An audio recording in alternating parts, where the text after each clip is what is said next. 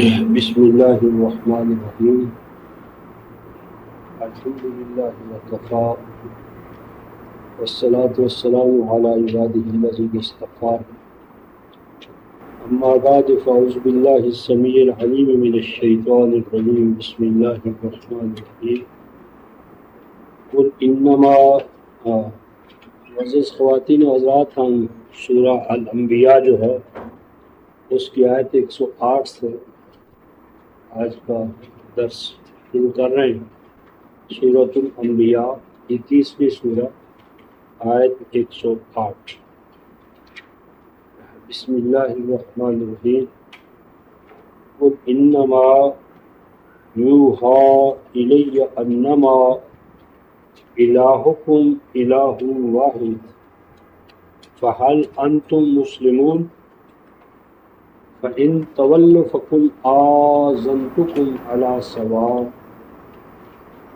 وإن أدري أقريب أم بعيد ما توعدون إنه يعلم الجهر من القول ويعلم ما تكتمون وإن أدري لعله فتنة لكم ومتاع إلى حين قال رب احكم بالحق وربنا الرحمن المستعان على ما تصفون۔ صدق اللہ مولانا العظیم وبلغنا رسولنا النبی الکریم ونحن على ذلك من الشاہدین الشاکرین والحمد للہ رب العالمین۔ پہلے رفقۂ محترم، آیت 107 اور 108 کے مابین جو ریلیشن شپ ہے، ربط ہے، تعلق ہے، اس پہ گفتگو کرتے ہیں، کیونکہ ہم قرآن حکیم کے یعنی اول سے لے کر آخر تک بربط ہونے کے قائل ہیں۔ صورتوں کا ربط ہو، صورتوں کی آیات کا ربط ہو، ہر صورت کے ماقبل اور مابعد کا ربط ہو، تو یہ قرآن شجرہ طیبہ ہے۔ شجرہ کشجرۃ طیبہ اصلھا ثابت و فرعھا فی السماء۔ تو قرآن کی حیثیت ایک درخت کی، تو درخت رفقائے محترم اپنی جڑوں سے لے کر اپنی شاخوں اور پتوں ہر حوالے سے ایک کنیکٹڈ پروسیس ہوتا ہے، باربط عمل ہوتا ہے، کہیں بھی اس میں بے ربطی نہیں ہوتی۔ جڑوں سے لے کر اپنے پھل پھول ذائقہ ہر چیز کے اندر منطقی ربط ہوتا ہے۔ تو اگر قرآن کا اپنا دعویٰ ہے کہ یہ شجرہ طیبہ ہے اور اس کے اندر ربط نہ ہو، تو یہ کلام اللہ کی شان کے بعید ہے۔ تو ماقبل آیت 107 میں رسالت کا بیان تھا، رسالت کا۔ تو لازمی بات ہے کہ رسالت پر، پیغام پر سوال ہوگا کہ وہ ہے کیا؟ ایک شخص رسول ہے، رسول بن کر آئے، رسالت ہے، تو سوال پیدا ہوگا رسالت ہے کیا؟ رسول کیا میسج لے کر آئے؟ رسول کے آنے کا مقصد کیا ہے؟ وہ نصب العین کیا ہے کہ جس کے لیے رسالت ٹھہرائی گئی ہے؟ اس لیے آیت 108 جو ہے یہ ماقبل 107 کے ساتھ پوری طرح باربط حوالے سے جڑی ہوئی ہے۔ یعنی 107 آیت میں رسالت کا بیان ہے، اور آیت 108 کے اندر رسالت کا جو مقصود ہے توحید الوہیت، توحید الوہیت، یعنی رسالت کا مقصود کیا ہے کہ مخلوق پر اللہ تبارک و تعالیٰ کی ذات و صفات کو کھولنا۔ یعنی نبوت کا، رسالت کا، قرآن حکیم کا مقصد اس کے سوا کچھ نہیں کہ خالق کو مخلوق کے ساتھ اور مخلوق کو خالق کے ساتھ جوڑا جائے، مخلوق کو خالق کا تعارف ہو، خالق کیا ہے، کیا نہیں ہے، کیا چاہتا ہے، کیا نہیں چاہتا۔ جیسا کہ آپ کسی ادارے میں جائیں گے، کسی ریاست میں جائیں گے، کسی انسٹیٹیوشن میں جائیں گے، تو لازم ٹھہرے گا کہ آپ کو بتا دیا جائے کہ یہ ادارہ کن اغراض و مقاصد کے لیے بنا ہے، یا رولز اینڈ ریگولیشن کیا ہیں، کیا کچھ آپ اس میں کر سکتے ہیں، کیا نہیں کر سکتے، آپ کے اختیارات کیا ہیں۔ پھر اگر آپ ان اختیارات کو وائلیٹ کریں گے تو آپ کا انجام کیا ہوگا؟ اگر خوش اسلوبی سے اپنے فرائض و واجبات کو آپ نبھائیں گے تو پھر آپ کو اس پر ریوارڈ کیا ملے گا؟ بس وہی کا اصل مقصد یہ انکشاف ہے، یعنی وہی جو ہے وہ ایکسپوئر ہے، انکشاف ہے مخلوق کے لیے کہ اس کائنات کا خالق و مالک کیا ہے، کیوں ہے، کیسا ہے، آپ کا اس سے تعلق کیا ہے، وہ آپ سے کیا چاہتا ہے، کیوں چاہتا ہے، کس لیے چاہتا ہے، اور اگر اس چاہت کو آپ پورا کریں گے تو اس کا آپ کو کیا بدلہ ملے گا، ریوارڈ ملے گا، اور اگر آپ اس کو وائلیٹ کریں گے تو اس پر پنشمنٹ کیا ہے۔ یہ وہی جو ہے قرآن جو ہے یہ ہے علم الغایات، علم الغایات، یعنی یہ آپ کو غایات، یعنی ہر چیز کے پیچھے جو مقصود ہے نصب العین ہے، تو نصب العینی ہدایت، نصب العینی ہدایت فراہم کرنے کا یعنی دستور یا ضابطہ یا کورس۔ تو ماقبل بیان تھا رسالت کا، آیت 107، تو لازم ٹھہرا کہ رسالت کے پیچھے جو نصب العین ہے اس سے ہمیں آگاہ کیا جائے، اور وہ نصب العین ہے الوہیت، توحید الوہیت۔ تو پس یہ دونوں کے مابین ربط کی اساس ہے کہ آیت 107 رسالت تھی اور آیت 108 توحید یا مقصود رسالت۔ نمبر 2، اس آیت جلیلہ میں جو 108 ہے مذہب اور دین کا امتیاز قائم کیا گیا۔ مذہب اور دین میں ایک اساسی فرق، دین جب محرف ہو جاتا ہے تو وہ مذہب بن جاتا ہے، دین جب ڈیویٹ ہوتا ہے اپنے نصب العین سے تو وہ مذہب کہلاتا ہے۔ مذہب کا معنی ہے محرف دین، ڈیویٹڈ وے آف لائف، اور پھر اس کا مقصود یہ ہوتا ہے کہ وہ نتائج و ثمرات کی حیات دنیا میں گارنٹی دینے کی بجائے وہ تمام عذاب قبر اور اس کے بچھو سانپ اس سے ڈرانے کے لیے، اور آخرت کی جو حوریں ہیں، قصور ہیں، باغات ہیں، اس کی تمنائیں دلانے کے سوا اس کے پاس کوئی نصب العین نہیں ہوتا، حیات دنیا سے اس کا تعلق کٹ چکا ہوتا ہے، وہ جماعتی زندگی کا قائل نہیں رہتا، انفرادی زندگی، انڈیویجولسٹک، انفرادی نجات، انفرادی نجات، فرد کے طور پر، فرد ملت اور جماعت کے طور پر نہیں آتا۔ تو فرد کا بھی انفرادی تصور ہوتا ہے، اخلاق بھی انفرادی ہوتے ہیں، نیکی اور بدی کا تصور بھی انفرادی ہوتا ہے، اور جماعت تباہ ہو رہی ہے، بدحال ہے، فاقہ مستی ہے، لیکن فرد کو یہ تصور دیا جا رہا ہے کہ تیری عاقبت موت محفوظ ہے، تیرا انفرادی مستقبل بہت تابناک ہے۔ تو دین اس کے خلاف اعلان بغاوت ہے۔ یہ انفرادی جو مذہب کا تصور ہے، اسلام چیلنج ہے اس تصور کے یا اس مذہب کے تصور کے خلاف۔ تو آج اس حوالے سے ہم بہت سی باتیں دیکھنے کی کوشش کریں گے۔ پہلے اس کی ترجمانی لیتے ہیں۔ قل، اے رسول آپ اعلان کریں، انما یوحی الیہ، کہ یہ بات بر بنائے وحی مجھ پر منکشف کی گئی ہے۔ یوحا منکشف کی گئی ہے، الیہ میری جانب، یعنی یہ میری کوئی ذاتی سوچ، ذاتی ریاضت، ذاتی جدوجہد اس کا نتیجہ نہیں ہے۔ تو یہ وحی کی آبجیکٹیوٹی آف ریویلیشن جسے ہم کہتے ہیں، آبجیکٹیوٹی آف ریویلیشن، وحی کی خارجیت، وہی ایک خارجی حقیقت ہے، یہ نبی کی اپنی سبجیکٹیو کنڈیشنز نہیں ہوتی، بلکہ یہ نبی پر خارج سے، باہر سے ایک بات منکشف ہوتی ہے۔ تو یہ فرمایا کہ میرا ذاتی انکشاف نہیں ہے، باہر سے یہ بات میرے سامنے ایکسپوز کی گئی ہے، ظاہر کی گئی ہے، ایک حقیقت کے طور پر میرے سامنے یہ بات ابھر کر سامنے آئی ہے۔ کیا؟ انما الہکم الہ واحد، کہ نوع انسانی ہے لوگوں، تم سب کا، میرا، تمہارا، کل نوع انسانی کا الہ، ایک الہ واحد ہے۔ الہ جو ہے رفقائے محترم، یہ قرآن حکیم نے آخری جو سورہ والناس ہے اس کے اندر اس بات کو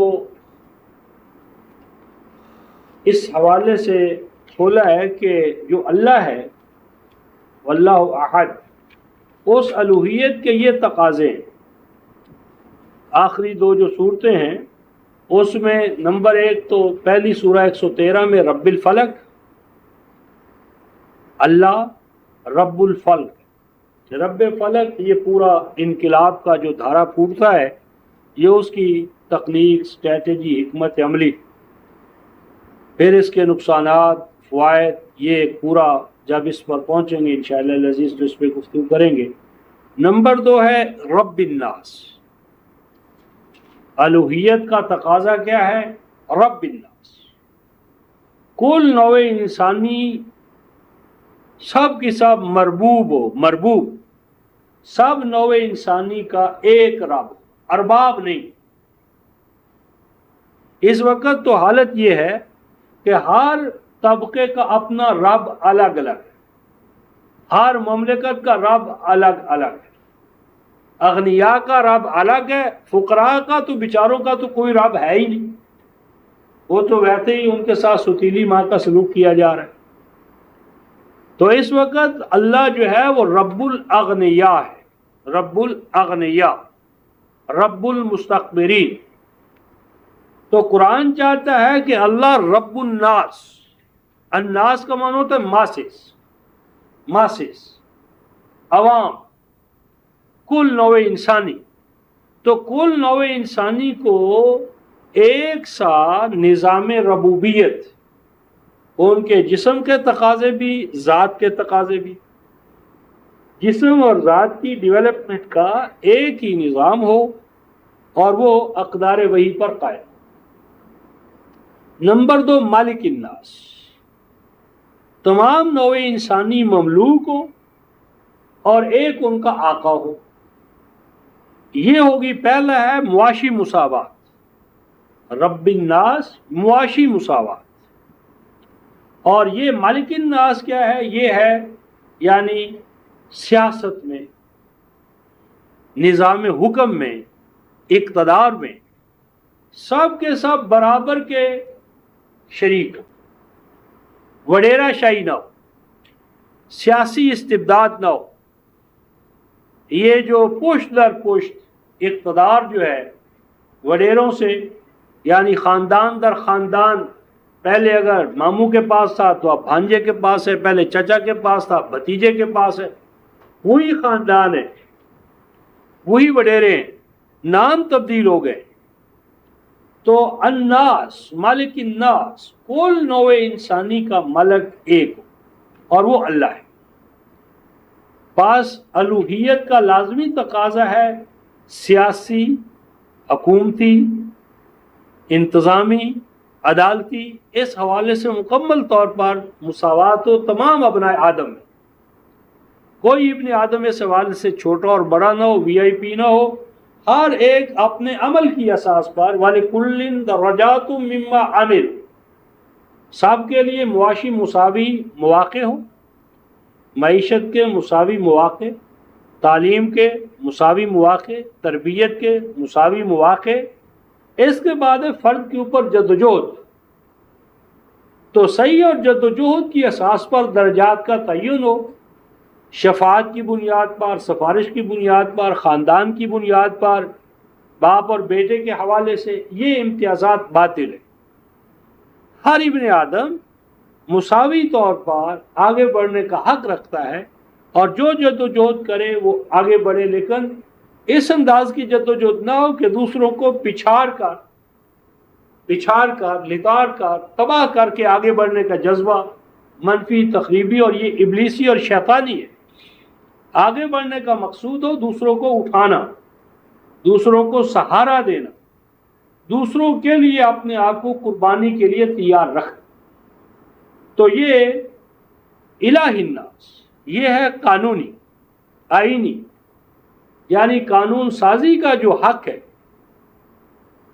قانون بنانا، آئین بنانا، شریعت بنانا، یہ اساساً اور اصولاً صرف خالق کا کام، خالق و مالک کا یہ حق تسلیم کیا جائے۔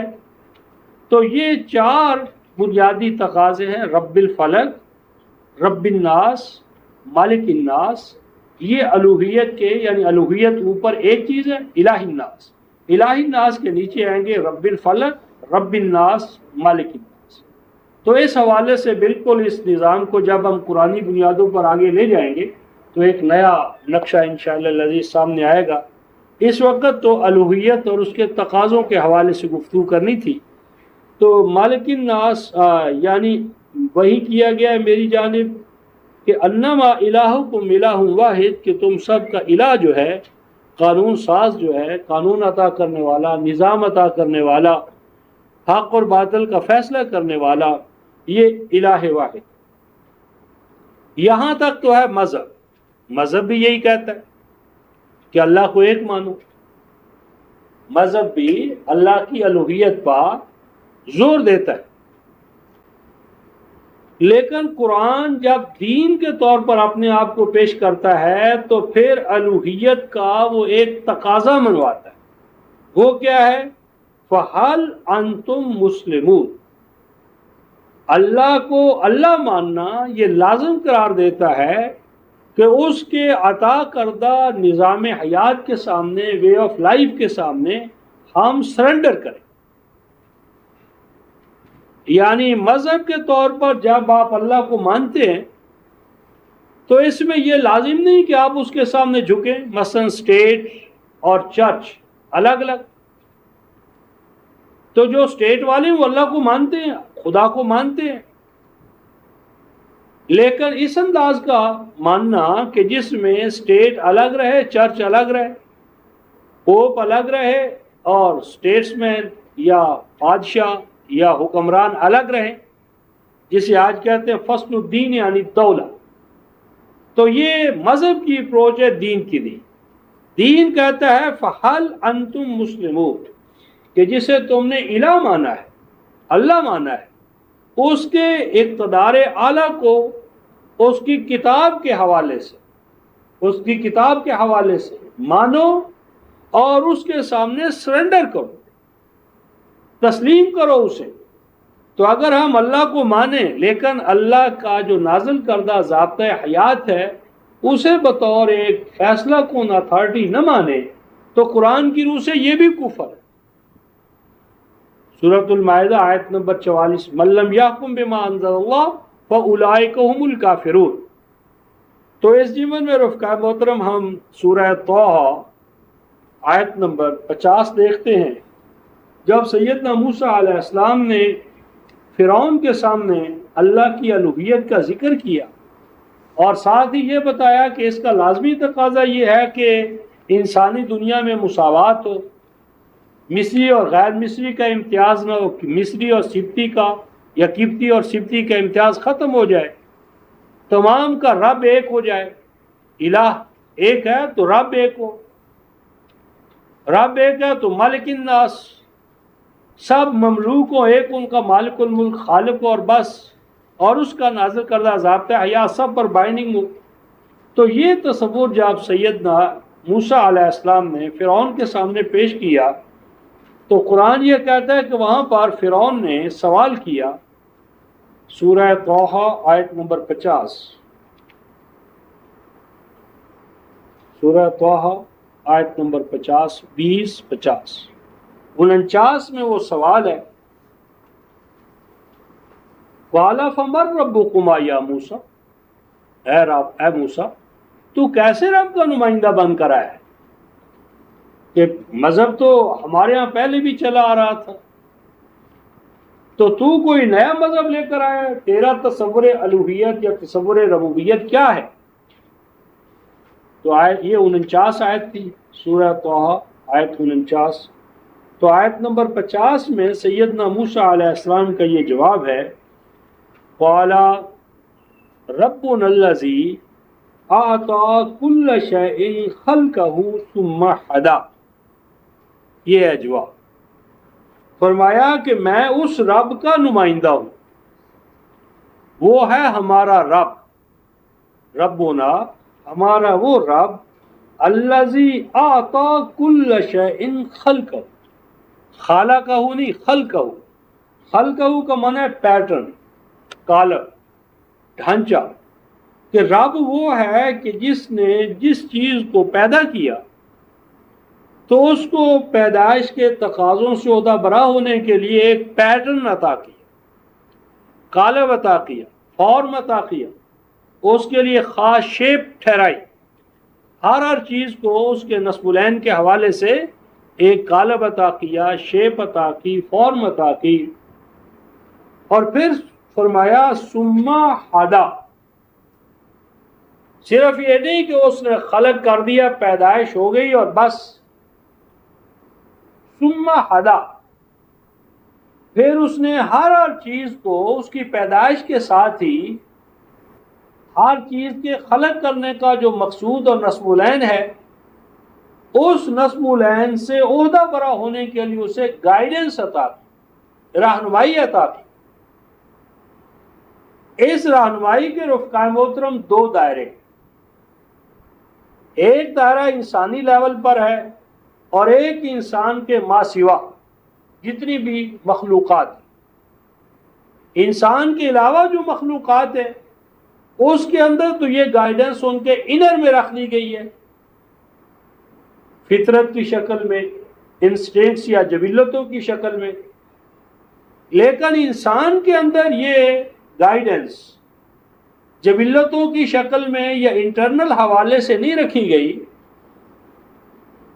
کیونکہ اگر ایسا ہو جاتا تو انسان کا جو اختیار اور ارادے کے حوالے سے نیکی یا بدی کو اپنا کر جو اس کا شرف اور مجد ہے وہ سارے کا سارا ختم ہو جاتا۔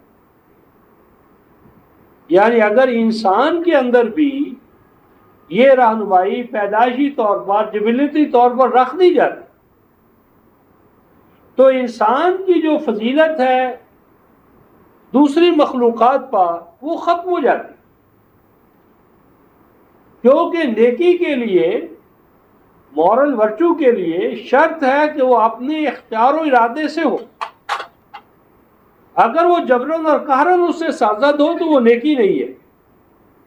یعنی اگر کوئی بھیڑ یا بکری یا گائے کسی کھیت سے گزرے رفقائے محترم اور اسے نقصان نہ پہنچائے تو ہم یہ نہیں کہہ سکتے کہ یہ گائے بھیڑ بکری بہت نیک ہے، کیونکہ اس نے کسی کو نقصان نہیں پہنچایا۔ اور اسی طرح اگر کوئی گائے بھیڑ بکری کھیت کو نقصان پہنچائے تو ہم نہیں کہتے کہ یہ شریر بکری ہے، شریر گائے ہے، شریر بھینس ہے،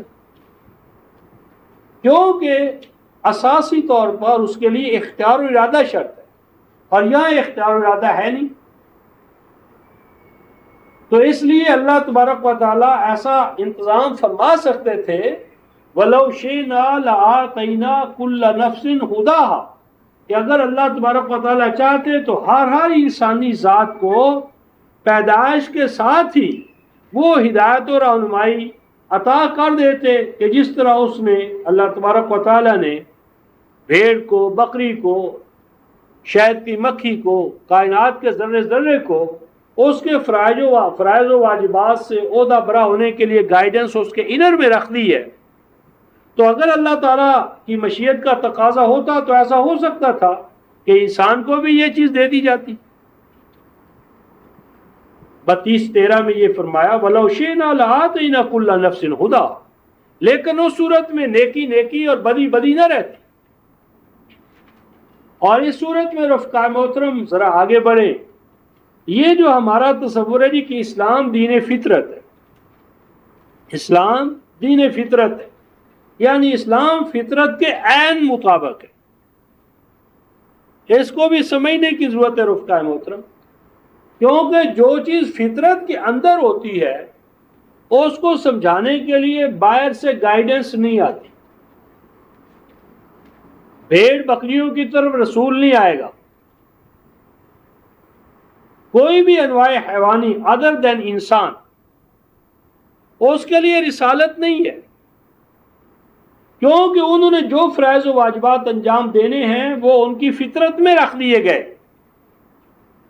اگر اسلام دین فطرت ہے تو اس کے لیے رسالت و نبوت کی ضرورت نہیں۔ کسی بھی انواع حیوانی کو آپ دیکھیں، نوع حیوانی کو، اس کے لیے کوئی رسالت نہیں ہے، نبوت نہیں ہے، کیونکہ اس کی فطرت ہے، اور فطرت از خود، مثلا ہمارے اندر جس طرح بھوک لگنا، پیاس لگنا، یہ فطرت ہے۔ تو اس کے لیے کوئی نبی نہیں آئے گا، رسول نہیں آئے گا جو ہمیں بتائے کہ تمہیں پیاس لگے تو پانی پیو، بھوک لگے تو کھانا کھاؤ۔ تو جو چیز فطرت میں رکھ دی جاتی ہے، ایک تو اس کے لیے آبجیکٹو گائیڈنس ضروری نہیں، ہوتی نہیں، اور دوسری بات یہ ہے رفقائے محترم کہ اشیاء فطرت یا انواع حیوانی اپنی اس جو ان کی نیچر میں بات ہوتی ہے اس کو انجام دینے پر وہ مجبور ہوتے ہیں۔ یعنی آپ ایک بھیڑ دیکھ لیں، بکری دیکھ لیں، اور پھر شیر دیکھ لیں، تو ان کی جو نیچر ان کے اندر رکھ دی کی ہے، تو آپ دیکھیں گے کہ شیر جو ہے وہ بھوک سے مر تو سکتا ہے، لیکن وہ اعلیٰ سے اعلیٰ، عمدہ سے عمدہ جو گھاس ہے وہ کھا نہیں سکتا۔ گھاس، مٹھائی، اعلیٰ سے اعلیٰ چیزیں، وہ اگر اس کی اصل چیز مہیا نہ ہو وہ بھوک سے مر جائے گا، لیکن وہ ایسی کسی چیز کو کھائے گا ہی نہیں کہ جو اس کی فطرت کے خلاف ہے۔ اور نمبر دو، حیوانوں کے اندر ایک دوسرا چیکس اینڈ باؤنڈز کا یہ نظام ہے کہ جب ان کی وہ ضرورت پوری ہو جاتی ہے تو پھر اس کے بعد ان کے اندر ہورڈنگ نہیں ہے، ذخیرہ اندوزی نہیں ہے، اور اگر کہیں ہمیں آنٹس وغیرہ میں ذخیرہ اندوزی نظر آتی ہے تو وہ کل اجتماع کے لیے ہوتی ہے، فرد کے لیے نہیں ہوتی، کیونکہ حیوان فیوچر سائٹڈ نہیں ہوتا، اور کے اندر مستقبل بینی نہیں ہوتی۔ ہر حیوان اپنے حال کے دائرے میں گھرا ہوا ہے، اور پھر ان کے اوپر سیزنل یعنی موسمی پابندیاں ہیں کہ جب ان کے اندر مثلا سیکس کا وہ حرف پیدا ہوتی ہے یا اس کا ہیجان، تو وہ جس دائرے میں یا جس ایج یا موسم کے ساتھ جب وہ گزر جاتا ہے تو پھر وہ دونوں نر اور مادہ ساتھ ساتھ ہوتے ہیں، اس میں کبھی بھی وہ گڑبڑ پیدا نہیں ہوتی۔ تو یعنی حیوانوں کے اوپر بہت سی پابندیاں فطرت نے ایسی لگائی ہیں کہ جن کی وجہ سے وہ اپنی جبلتوں سے عہدہ برا بھی ہوتے ہیں، اور اس میں کہیں گڑبڑ کا بھی امکان نہیں ہوتا۔ تو اگر اسلام اس معنی میں دین فطرت ہے تو پھر نیکی نیکی نہیں، بدی بدی نہیں، اور نہ ہی اس کے لیے باہر سے کسی گائیڈنس کی ضرورت۔ اس لیے اس طرح کی جو پریپوزیشنز یا تراکیب یا نعرے چلتے ہوئے ہمارے ذہنوں میں ڈالے گئے ہیں، ان کا عضو کتاب اللہ تجزیہ یا جائزہ کر لینے کی ضرورت ہوتی ہے۔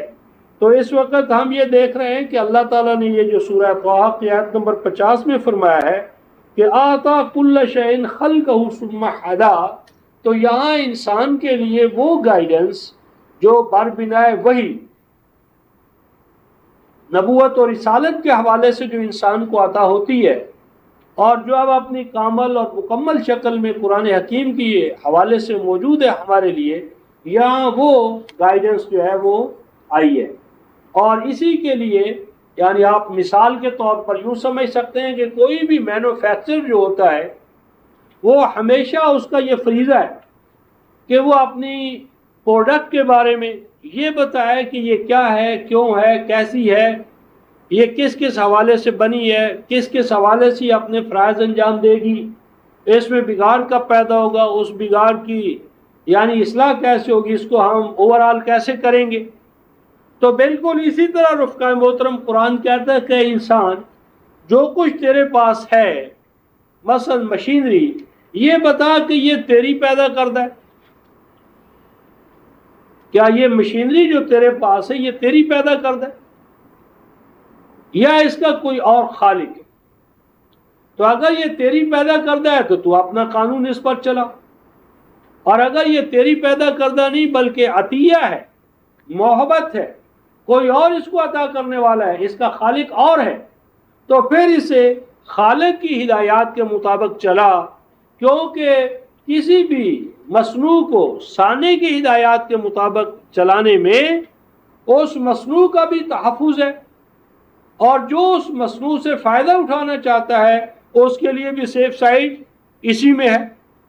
تو اس حوالے سے رفقا محترم ہم سورہ جو الانبیاء ہے اس کی آیت 108 کے حوالے سے گفتگو کر رہے ہیں، جس میں ارشاد فرمایا گیا کہ پس تمہارا الہ تو ایک ہی الہ واحد ہے، فَحَلْ أَنْتُمْ مُسْلِمُونَ، تو کیا تم اس کے عطا کردہ بھیجے ہوئے نازل کیے ہوئے دستور حیات کے سامنے اپنے آپ کو سرنڈر کرو گے، کرنا چاہتے ہو، اس کے سامنے جھکنا چاہتے ہو؟ اگر جھکو گے تو تمہاری اپنی اس میں فلاح ہے، اگر اس سے اعراض کرو گے تو اس مالک الملک کا اس میں کوئی مسئلہ نہیں ہے، تمہارا اپنا نقصان ہے۔ اس حوالے سے رفقا محترم ہم سورہ الحجرات یہ 49 سورت ہے، سورہ 49 49 اور اس کی آیت نمبر 14 اور 15 دیکھتے ہیں۔ سورہ الحجرات آیت نمبر 14 اور 15 ارشاد ربانی ہے، قالت الاعراب آمنا قل لم تؤمنوا ولكن قولوا اسلمنا ولما يدخل الايمان في قلوبكم وان تطيعوا الله ورسوله لا يلدكم من اعمالكم شيئا ان الله غفور رحيم انما المؤمنون الذين آمنوا بالله ورسوله ثم لم يرتابوا وجاهدوا باموالهم وانفسهم في سبيل الله اولئک هم الصادقون۔ ارشاد فرمایا کہ قالت الاعراب، کچھ عربوں نے، بادیہ نشینوں نے، آنے والوں نے یہ بیان دیا، کہا کچھ عربوں نے، کیا کہا رفقا محترم؟ آمنا، کہ ہم مومن ہو گئے، ہم ایمان لے آئے۔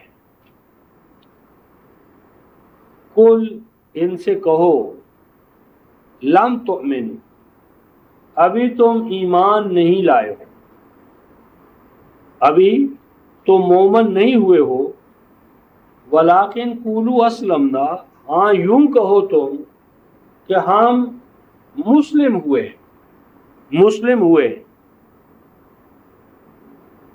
ولما يدخل الایمان فی قلوبکم، اور نہیں داخل ہوا ایمان ابھی تک تمہارے قلوب، دل میں، دماغ میں، سیرت میں، کردار میں۔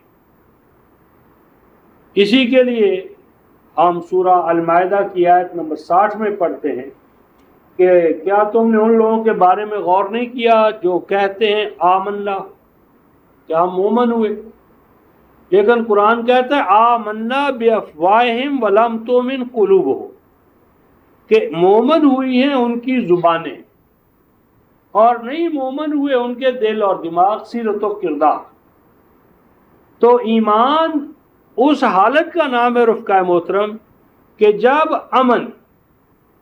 امن یعنی ہر طرح کے تضادات سے انسانی شخصیت جب پاک ہو جائے، یعنی ہارمونیس پرسنالٹی، متوازن و ہم آہنگ شخصیت، یعنی بعضکم لبعض عدو، یہ جو ذات انسانی میں بیگانگی پیدا ہو گئی ہے، بیگانگی ذات، یہ جو انسان اپنی ذات کو کھو بیٹھا ہے اور اپنے ذات کے تقاضوں سے نکل کر حیوانی تقاضوں کے اندر اسے الجھا دیا گیا ہے، تو ایمان تو اس حالت کا نام ہے کہ جب انسان عداوت سے، بغض سے، رقابت سے، باہمی جو لوٹ مار کا جذبہ ہے، اس کے نظام کو اپنا کر ان تضادات سے جب وہ پاک ہو جاتا ہے، آزاد ہو جاتا ہے، یعنی نفس مطمئنہ 3 سٹیجز کہ پہلے وہ امارہ ہوتا ہے، پھر لوامہ ہوتا ہے، اور لوامہ کے بعد وہ مطمئنہ ہوتا ہے۔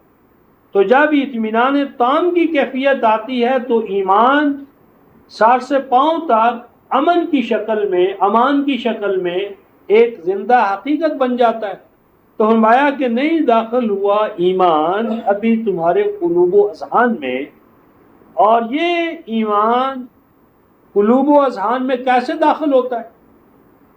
آگے فرمایا وَإِن تُطِيعُوا اللَّهَ وَرَسُولَهُ، اس کے لیے شرط ہے اللہ اور رسول کی اطاعت.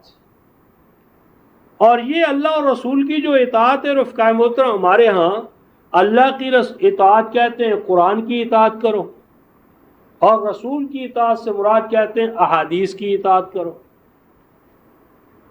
تو یہ باطل تصور ہے رفقا محترم. اللہ اور رسول کی اطاعتیں دو نہیں ہیں، یہ اللہ اور رسول کی اطاعت ایک ہی اطاعت ہے، اور یہ زندہ اتھارٹی کی اطاعت ہے، کتاب کی اطاعت نہیں. کتاب مجرد کتاب ہوتے ہوئے نہ آپ کو مقام محمود تک پہنچا سکتی ہے، نہ آپ کو اختلاف سے نکال سکتی ہے، نہ اختلاف میں فیصلہ کن حیثیت اختیار کر سکتی ہے، جب تک کہ کتاب کے پیچھے زندہ نظام نہ ہو، سینٹرل اتھارٹی نہ ہو.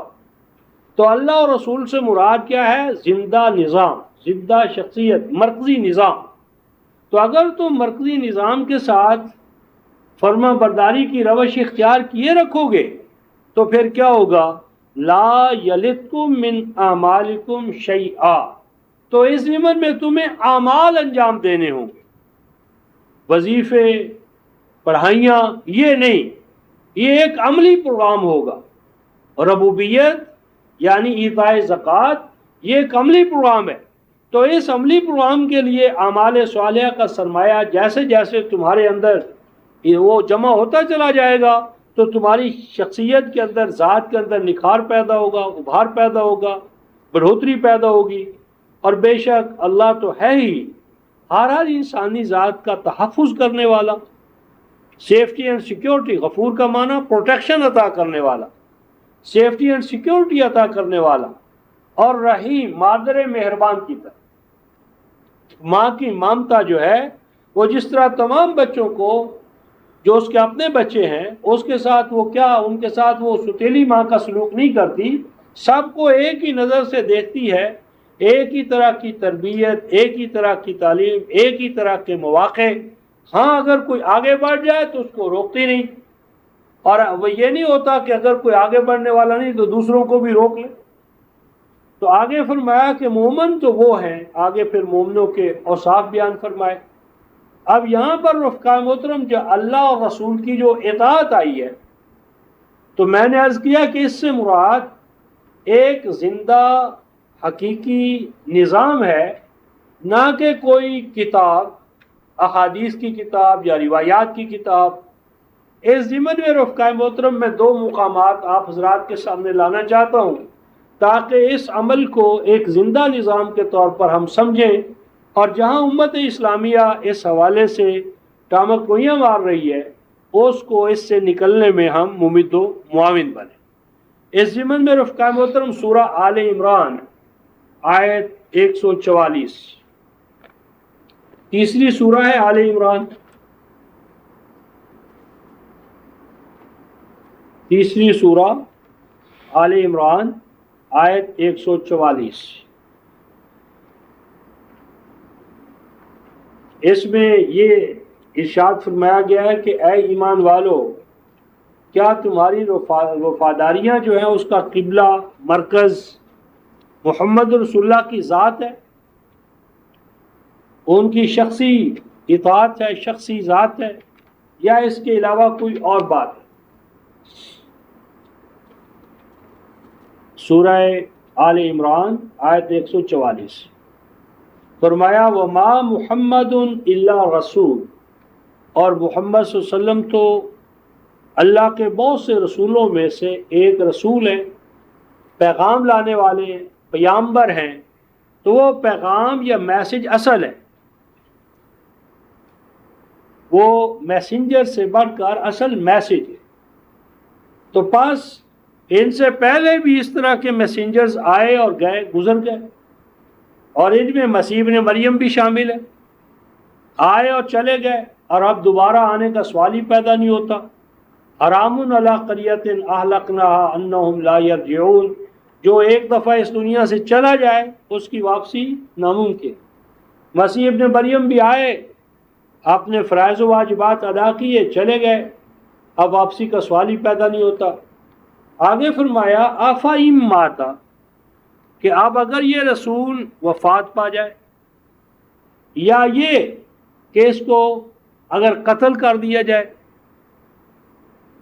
تو آگے قرآن کہتا ہے کہ کیا تم اس کے ڈس اپیئر ہونے سے، چلے جانے سے، غائب ہو جانے سے، انقلبتم علی اعقابکم، کیا تم لوٹ جاؤ گے سابقہ جہالت و جاہلیت کی جانب؟ یعنی کیا تمہاری وفاداری کا قبلہ، مرکز رسول کی ذات ہے کہ اگر یہ رسول ہوگا تو تم صحیح، اور اگر یہ رسول نہیں ہوگا تو تم الٹے پاؤں لوٹ جاؤ گے؟ آگے قرآن کہتا ہے رفقائے محترم وَمَن يَنقَلِبْ عَلَىٰ عَقِبَيْهِ فَلَن يَضُرَّ اللَّهَ شَيْئًا وَسَيَجْزِي اللَّهُ الشَّاكِرِينَ، اور اگر کوئی تم میں سے لوٹ گیا الٹے پاؤں، جاہلیت و جہالت کی طرف چلا گیا، فَلَن يَضُرَّ اللَّهَ شَيْئًا، تو اللہ تعالیٰ کے اس نظام میں اب اتنی جان آ گئی ہے کہ یہ افراد کے ہٹنے سے یہ نظام اپنے مقام سے نہیں ہٹے گا۔ اب یہ نظام افراد کا محتاج نہیں ہے، یہ نظام سے، اس نظام سے جو افراد وابستہ رہیں گے رسول کے نہ ہونے کے باوجود، تو سیجزی اللہ الشاکرین، ان کی وفاداریاں جو اس نظام کے ساتھ ہے، شخصیت کے ساتھ نہیں، اللہ تعالیٰ ان کی قدر افزائی فرمائے، اپریسیشن ہوگی، ریوارڈ ہوگا، فروٹفل ہوگی وہ جدوجہد۔ اب یہ تو 144 آیت یہ بتاتی ہے کہ اسلامی قرآنی نظام کے لیے، اس کی نتیجہ خیزی کے لیے، اس کے نظام کے دائم و قائم رہنے کے لیے محمد رسول اللہ کی ذاتی حیثیت یا بشری حیثیت یا ان کی ذات وہ انسگنیفیکنٹ ہے، اس کی کوئی خاص اس حوالے سے ضرورت نہیں رہی۔ لیکن اب اسی آل عمران کی آیت 101 دیکھیں، اسی سورہ آل عمران کی آیت 101، ارشاد ربانی ہے وَكَيْفَ تَكْفُرُونَ، وَكَيْفَ تَكْفُرُونَ، اور تم کیسے کافر ہو سکتے ہو؟ آل عمران آیت 101، کیسے تمہارے اندر کفر آ سکتا ہے؟ وَأَنْتُمْ تُتْلَى عَلَيْكُمْ آیات اللہ، بشرطے کہ، یعنی اس امت مسلمہ کے لیے، قرآن والوں کے لیے آپ کفر کی طرف لوٹنا ناممکن ہے۔ کیف تکفرون، کیسے ہو سکتا ہے کہ تم کافر ہو جاؤ؟ نہیں ہوگے۔ دو چیزیں رفقائے محترم اس امت کو کفر کی طرف دوبارہ جانے میں مانے ہیں، رکاوٹ ہے۔ یعنی یوں سمجھ لیں کہ دو چیزوں پر، دو چیزیں جو دوبارہ مسلمانوں کا کفر کی طرف لوٹنا ناممکن بناتے ہیں، یعنی دو پھاٹک ہیں، دو اساسی وہ چیزیں کہ جب تک وہ رہیں گی امت میں کفر بعد الایمان جو سابقہ امتوں میں آ گیا وہ نہیں آئے گا۔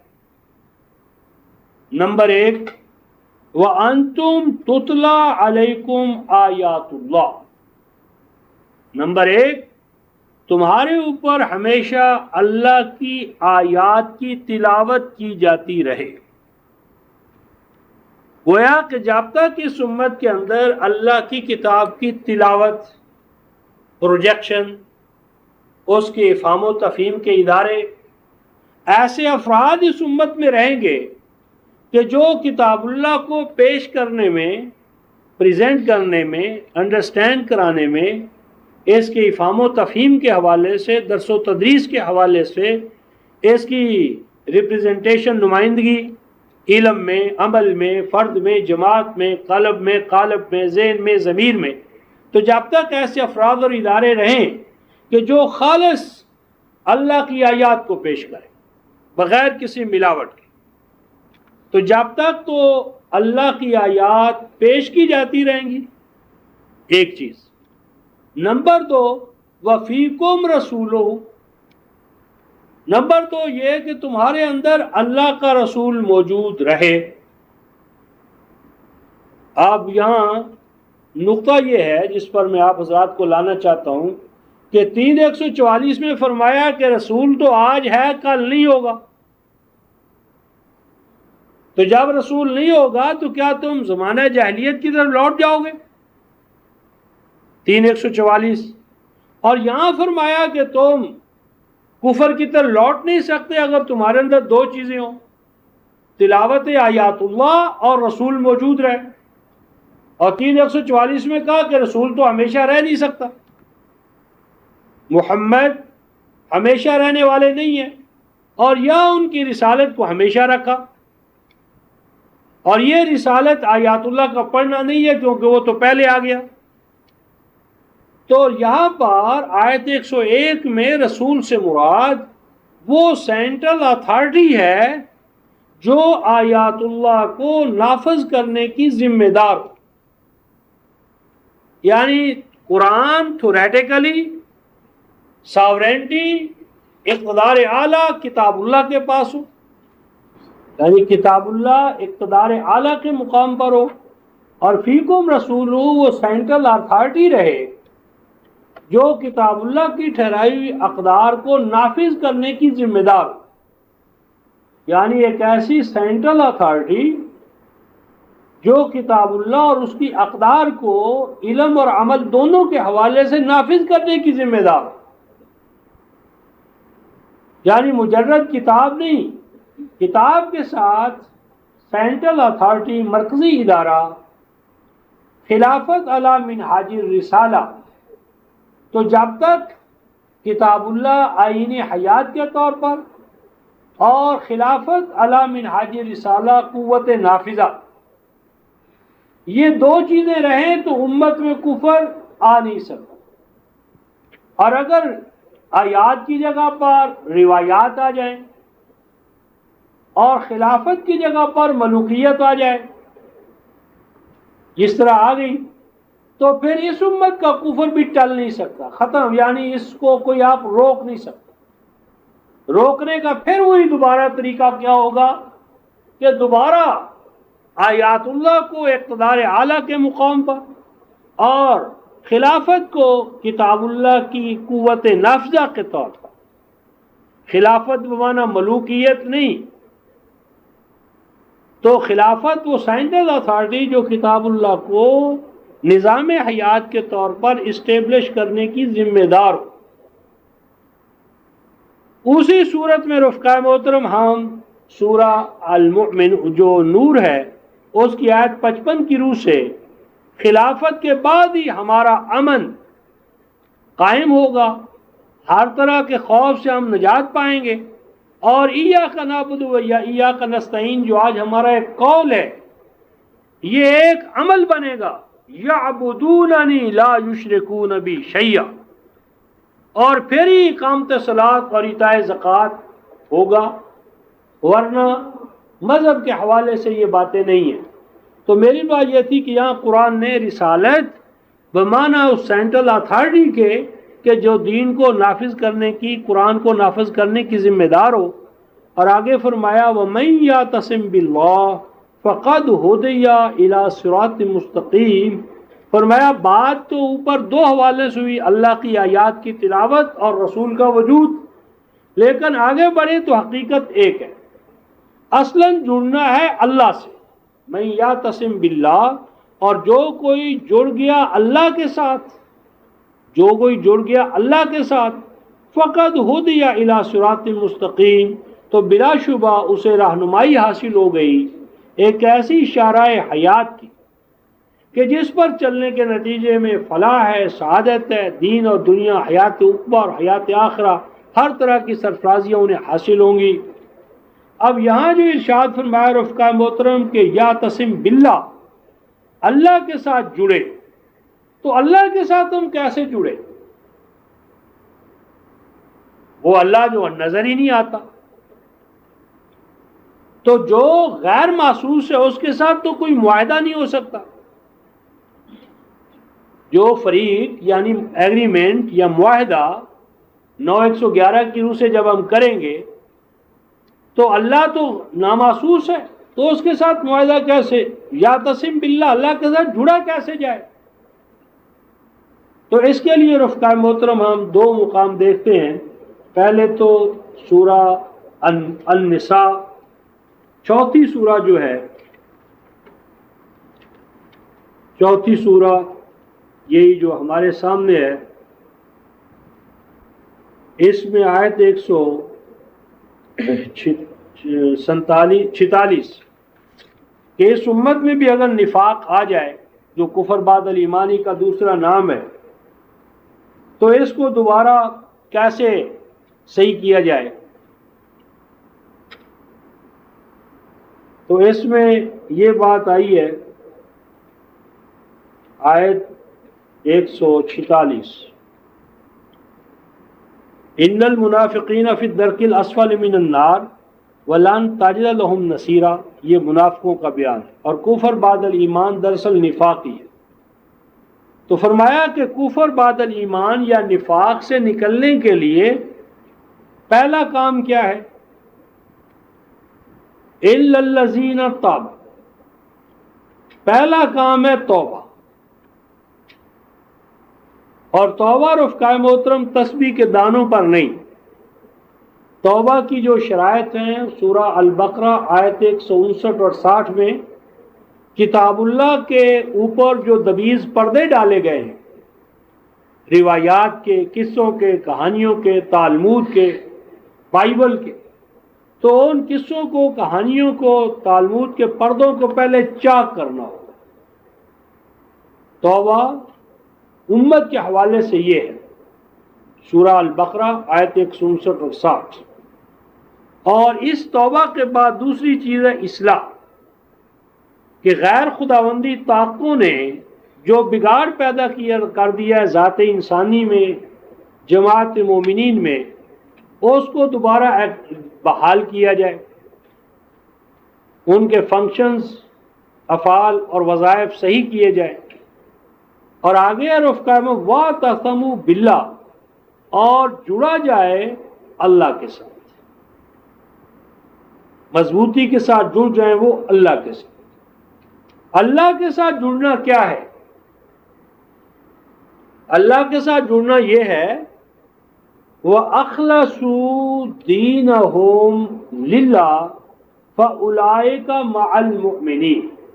فرمایا خاص کریں وہ دین کو، دین نظام حیات، دین قانون اور آئین، کہ خالص کریں وہ اپنے دین کو اللہ کے لیے. یعنی دین کو مذہبی پیشوائیت کے حوالے سے، احبار و رہبان کے حوالے سے، پیر پنڈت اور پادری کے حوالے سے نہ لیں، بلکہ دین کو خالص کرو اللہ کے لیے، جس کے تم مملوک و مخلوق ہو، اسی سے تم اپنا دین یعنی نظام حیات لو. دین کو، وفاداری کو، اطاعت کو، بندگی کو، محکومیت کو خاص کرو اللہ کے لیے. تو فرمایا فَأُولَئِكَ مَعَ الْمُؤْمِنِينَ، اگر وہ ایسا کریں تو ان کا شمار بھی مومنوں کے ساتھ ہوگا. گویا کہ مومن تو یہ کام پہلے ہی کرتے ہیں، اب یہ منافق جو ہیں یہ بھی مومنوں کے ساتھ شمار کر لیے جائیں. لیکن یہاں بھی رفقاء محترم وَاعْتَصَمُوا بِاللَّهِ جو ہے اس کو ہم نے اخلصوا دینہم للہ کہا، لیکن ہو سکتا ہے کوئی شخص اس سے اتفاق نہ کرے. اس لیے ہم اس ضمن میں ایک اور حوالہ آپ کے سامنے پیش کرتے ہیں تاکہ بات اور زیادہ کلیئر کٹ، واضح، دو ٹوک انداز میں آ جائے. اور قرآن کا اعجاز ہی یہ ہے کہ یہ اپنے بارے میں، اپنے کسی تصور کے بارے میں ایمبیگوٹی یا ابہام نہیں رہنے دیتا. سورہ اسی النساء کی آیت 174 اور 75 میں اللہ تبارک و تعالی اس کو یوں ارشاد فرماتے ہیں. سورہ النساء زیر بحث سورہ جو ہے آیت 174 اور 175. یا ایھا الناس، خطاب ہے رفقائے محترم، یا ایھا المؤمنون کو نہیں، یا ایھا الذین آمنوا کو نہیں، یا ایھا الناس، اے نوع انسان، یا بنی اسرائیل نہیں، یا عرب نہیں، تو قرآن کا خطاب کل نوع انسانی کو، تو اے نوع انسانی، قد جاءکم برہان من ربکم، کہ اللہ تعالیٰ نے تم سب کی طرف دعوے جو ہے ان کے لیے جو دلائل نازل کیے ہیں ان کو قرآن کہتا ہے برہان، برہان، معجزات نہیں۔ یہ معجزہ جو ہوتا ہے رفقائے محترم مان بھی لیں تو یہ ایک دور میں معجزہ ہوتا ہے، اگلے دور میں قصہ ہو جاتا ہے، کہانی ہے، تھنک آف اے پاسٹ، ایک گزرا ہوا ماضی، اس کی روایت، قصہ، کہانی۔ قرآن نے اپنی اتھینٹسٹی کے لیے معجزے نہیں پیش کیے، بلکہ براہین، دلائل، اور دلائل بھی وہ رفقائے محترم جو یونیورسل، عالمگیر، کیونکہ اگر قرآن عالمگیر ہے، الناس کے حوالے سے ہے، اور اس کے دعوے بھی الناس کے حوالے سے ہیں، تو دلائل بھی کائناتی ہونے چاہیے، ہمہ گیر، ہمہ زمان اور ہمہ مکان، ہر دور میں، اور یہ خاصہ عقل کا، عقلی دلائل، ریشنزم، ریزننگ، تو ایسے دلائل ہوں کہ جو عقل عامہ کو اپیل کریں، کائنات فطرت سے ماخوذ ہوں، اللہ تعالیٰ کے اس صحیفہ فطرت سے جو ہر کافر کے سامنے، دہریے کے سامنے، منکر کے سامنے کھلا پڑا ہے، تو دعوی کے دلائل کائنات فطرت سے ماخوذ ہوں، صحیفہ فطرت سے، مشاہدے سے، حواس سے، عقل عامہ سے، تو یہ چیزیں قرآن حکیم میں براہین ہیں۔ برہان، برہانہ کا معنی ہوتا ہے سورج کا کسی یعنی کے سامنے اوپر یہ اثر کرنا کہ وہ اگر اس کے سامنے کپڑوں میں لپٹا ہوا ہے تو سورج کی تمازت یا گرمی اس کے کپڑے اتروا دیتی ہے۔ برہانہ کا معنی ہوتا ہے دعوے کے اوپر جو ابہام ہے، ایمبیگوٹی ہے، شکوک و شبہات ہیں، دبیز پردے، ان پردوں کو چاک کرنے والا، دلیل قاطع، برہان قاطع، ایسی دلیل کہ جس کے دلیل ہونے میں کوئی شک و شبہ نہ ہو، دعوے کو دو اور دو چار کی طرح ثابت کر دکھانے والا۔ تو ایسے دلائل آئے ہیں رفقائے محترم جن کی شان کیا ہے کہ وہ اپنے دلیل ہونے میں برہان ہیں، ہر طرح کے شک اور شبہ کو دور کرنے والے، ہر ابہام کا قلع کما کرنے والے۔ اور اس برہان کو اللہ تعالیٰ نے فرمایا وَأَنزَلْنَا إِلَيْكُمْ نُورًا مُبِينًا، اور نازل کیا ہم نے تم سب کی جانب نور، ایک تو قرآن کو رفقائے محترم نور کا، اور پھر نور بھی کہا مبینہ، کلیئر کٹ، واضح، دو ٹوک۔ تو اگر رفقائے محترم قرآن نور مبین ہے، قمر منیر ہے، شمس وہاج ہے، اور اس کو دیکھنے دکھانے کے لیے پھر آپ کو اپنی اپنی دیا سلائیاں، اپنی موم بتیاں لانی پڑ رہی ہیں، اپنی دھوئیں سے ماری ہوئی لالٹینیں ہم لا رہے ہیں سورج کو دیکھنے کے لیے، تو یہ کتنی بڑی حماقت ہے۔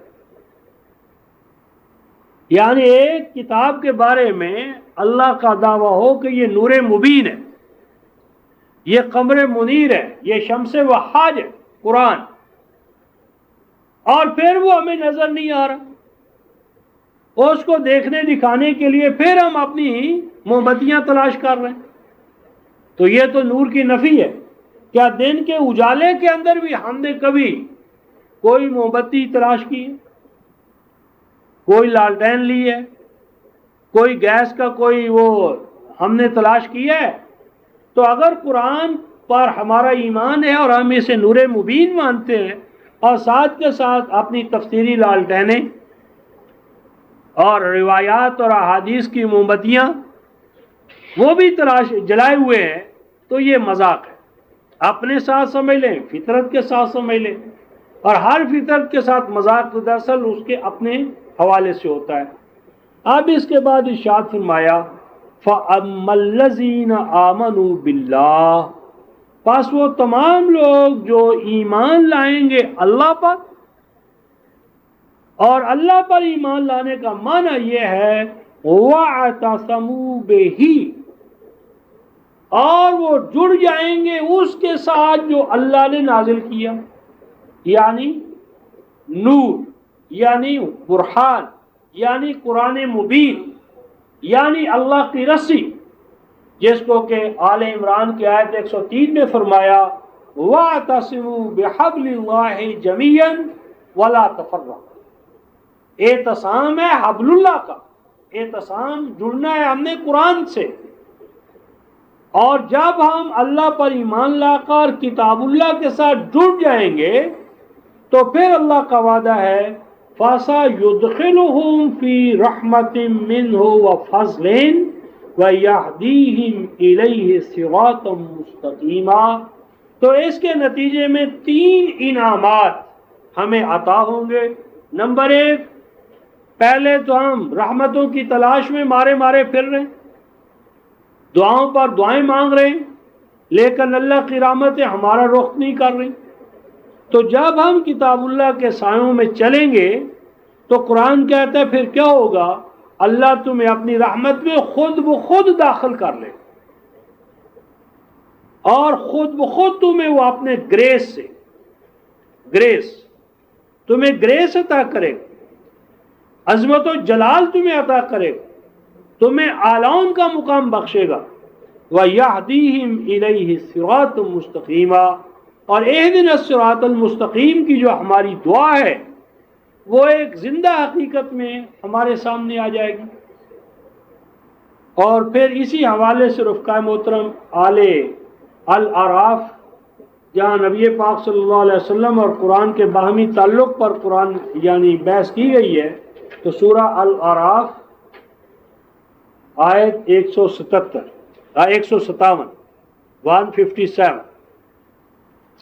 157 سورہ آل عمران الاعراف. یہ پہلے تو نبی پاک صلی اللہ علیہ وسلم کے فرائض و واجبات اور اوصاف و کمالات بیان کیے 157 آیت میں، اور میں خاتمہ آیت سے تیسری سطر سمجھ لیں کہ یازو عنہم اسرہم والاغلال التی کانت علیہم. رسول کیوں آتا ہے رفقائے محترم؟ نبی پاک صلی اللہ علیہ وسلم کیوں آئے؟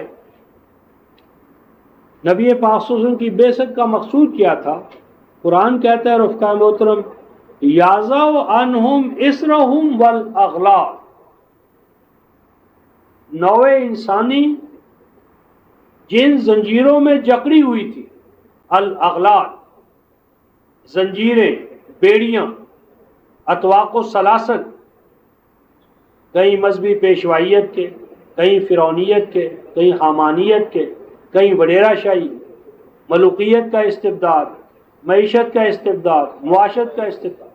157 مرد کا عورت پر تفوق و بالادستی کا دعویٰ، آقا کا غلام پر، وڈیرے کا چھوٹے پر، امیر کا غریب پر. یہ جتنی سیاسی، معاشی، آئلی جتنے بھی استبدادات تھے، پابندیاں تھیں، جکڑ بندیاں تھیں، زنجیریں تھیں، ان تمام زنجیروں کو توڑنا ہے، ان سے نوع انسانی کو آزاد کرانا ہے.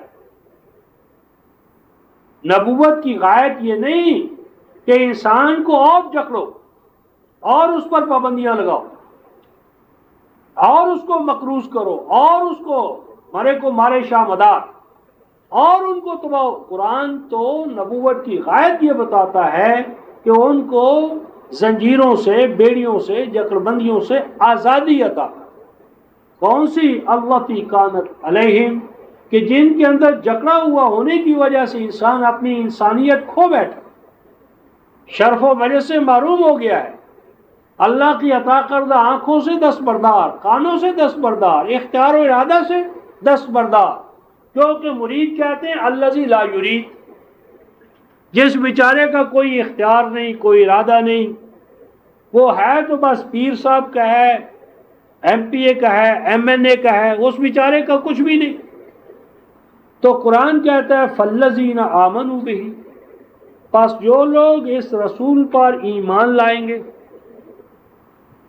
وَعَزَّرُوهُ، اور عذر کہتے ہیں رفقائے محترم پودے کو پانی دینا، اس کی رکھوالی و نگہداشت کرنا، اس کو پروان چڑھانا، وَعَزَّرُوهُ، اور رسول نے جو قرآن کا پودا لگایا ہے، اس پودے کو پانی دینے والے، تناور درخت بنانے والے، اس نظام کو ایک زندہ حقیقت کے طور پر، اس کے سایوں کو دور دور تک، اس کے پھل پھول سائے، تو اس کے دست و بازو بننے والے، وَنَصَرُوهُ، اور اس کے ہیلپرز، معاونین، اس کے ساتھ دست و بازو بننے والے۔ اور آگے ہے رفقائے محترم کہ رسول تو آج ہے کل نہیں ہوگا، بات کیسے آگے چلے گی؟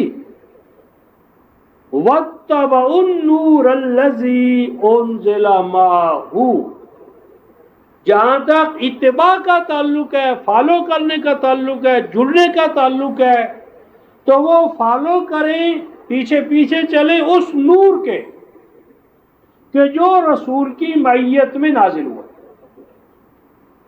یعنی اتباع ہے قرآن کی۔ رسول کے دور کے اندر بھی اتباع اصلاً قرآن کی ہے، رسول نے جماعتی طور پر اتباع کرانی ہے، رسول امیر المومنین ہے، رسول نے اجتماعی طور پر، انتظامی طور پر وہ ہمارا سربراہ ملت ہے، لیکن اصل امام قرآن ہے۔ 285 میں فرمایا سورۃ البقرہ کی آیت نمبر 285 میں کہ آمن الرسول بما انزل الیہ من ربہ والمؤمنون، رسول بھی اصلاً مومنوں کی صف میں شامل ہے۔ ایمان لانے میں رسول اور امت میں کوئی فرق نہیں، امت پر بھی قرآن بائنڈنگ ہے، رسول پر بھی قرآن بائنڈنگ ہے۔ یہ جو رسول کو سپر کر دیا ہے نا قرآن سے، یہی فساد کی جڑ ہے، یعنی سپریمیسی جو ہے، تفوق اور بالادستی اللہ کے پاس، اور اللہ کا نمائندہ زمین پر اس کا کلام ہے، پس رسول کلام کے ماتحت ہے، پیچھے پیچھے چلنے والا ہے، اور جمہوری جماعت کو، امت کو پیچھے چلانے والا ہے، وہ انتظامی سربراہ ہے، ہیڈ آف دا اسٹیٹ ہے۔ اور یہ انتظامی سربراہی رسول کی وفات کے بعد جس کو امت اپنا امام اور امیر بنائے گی اس کی طرف منتقل ہو جائے گی۔ پاس رسول اور اللہ کی اطاعت ایک نظام کی اطاعت ہے، اور یہ دو اطاعتیں الگ الگ نہیں ہیں کہ قرآن کی اطاعت اللہ کی اطاعت اور رسول کی اطاعت کیا ہے؟ احادیث کی اطاعت۔ یہ باطل تصور ہے، اسی سے تسلیس آئی ہے اس امت میں، اسی سے سنویت آئی ہے، اور اسی سے انسان یعنی مسلمان شرف و مجد کھو کر حیوانی مقام پر آ گیا ہے۔ تو جو اس قرآن کی اتباع کریں گے فَأُولَئِكَ هُمُ الْمُفْلِحُونَ، فلاح ان کے قدم چومیں گی، فلاح، اور وہ آپس میں ہمکنار رہیں گے۔ اور یہ جو میں نے عرض کیا رفقائے محترم کہ رسول اور اللہ یہ اطاعت میں الگ الگ نہیں ہے، یہ اطاعت واحدہ ایک نظام کی اطاعت ہے۔ تو ذرا اگلی سورہ دیکھیں، سورہ الانفال، سورہ الانفال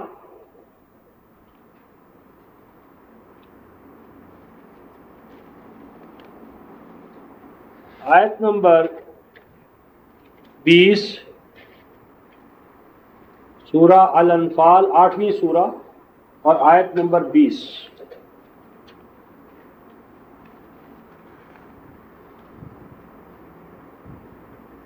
ارشاد ربانی ہے رفقائے محترم،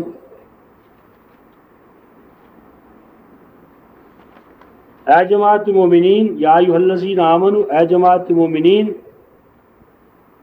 اطیعوا اللہ و رسولہ، اطاعت کرتے رہنا اللہ کی. اور واو جو ہے یہ ذریعہ، یعنی اس کے رسول کے حوالے سے. اللہ کی اطاعت براہ راست نہیں ہے، اللہ کی اطاعت جب بھی ہوگی اللہ کے رسول کے حوالے سے. اور رسول کی اطاعت بھی دراصل اس نظام کی اطاعت ہے جس کو کہ رسول قائم کرے گا. تو یہاں جو اطیع اللہ، اللہ کی اطاعت کرو، اور ورسولہ، اس کے رسول کی اطاعت کرو، تو مذہبی پیشوائیت نے یہ دو اطاعتیں الگ الگ قائم کر دی ہیں.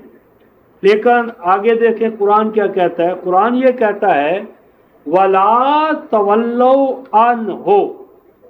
اگر یہ اطاعتیں رفقائے محترم اللہ اور رسول کی الگ الگ اطاعتیں دو ہوتی کہ ایک سے مراد قرآن ہوتا اور دوسرے سے مراد حدیث ہوتی، تو صاحبان علم اس بات کو جان سکتے ہیں کہ یہاں پر وَلَا تَوَلَّوْا عَنْهُ نہ ہوتا، بلکہ ہوتا عنہما. یعنی دو چیزیں اگر ہوں تو ان کے لیے ضمیر جو ہے وہ عنہما آئے گی، عنہ نہیں آ سکتی. تو اگر یہاں پر قرآن کی اطاعت الگ ہوتی، رسول کی اطاعت جو ہے وہ الگ ہوتی، تو قرآن حکیم ان کو دو ہونے کے ناطے سے کہتا وَلَا تَوَلَّوْا عَنْهُمَا. تو عنہما نہیں ہے، عنہ جو ہے یہ ضمیر واحد ہے، یعنی اطاعت ایک ہے. اللہ کی اطاعت اس کے رسول کے حوالے سے، اور رسول بھی ہیڈ آف دا اسٹیٹ ہونے کے ناطے سے. تو یہ پوری ایک کیبنٹ، یہ ایک پورا نظام، ایک وحدت ہے. اس میں تثلیث نہیں ہے کہ اللہ کی اطاعت اور ہے، رسول کی اطاعت اور ہے، اولی الامر کی اطاعت اور ہے. اولی الامر سے لے کر نچلے افسر سے لے کر ہیڈ آف دا اسٹیٹ تک یہ تمام جو اطاعتی سلسلہ ہے یہ ایک وحدت ہے. اسی ضمن میں رفقائے محترم اس سے ذرا آگے چلیں. سورہ توبہ آیت نمبر 62. سورہ توبہ نامی سورہ، آیت نمبر 62. 61 آیت میں یہ بات ہے، 961 سورہ توبہ آیت 61. والذین یؤذون رسول اللہ لہم عذاب علیم، کہ جو ایذا دیتے ہیں اللہ کے رسول کو، اور اللہ کو ایذا دینا، رسول کو ایذا دینا دراصل اس نظام کے خلاف کانسپریسیز کرنا، بغاوت کرنا. اور آگے آیت نمبر 62 ہے یحلفون باللہ لکم لیرضوکم. فرمایا کہ یہ منافق قسمیں کھا کھا کر کہتے ہیں، کیا کہتے ہیں کہ ہم تمہیں راضی رکھیں گے، یعنی مرکز کو اس کی اطاعت کریں گے، فرما برداری کریں گے، اور اے جماعت میں تمہیں بھی ناراضگی کا موقع نہیں دیں گے. آگے یہ الفاظ رفقائے محترم واللہ ورسولہ احق ان یرضوہ.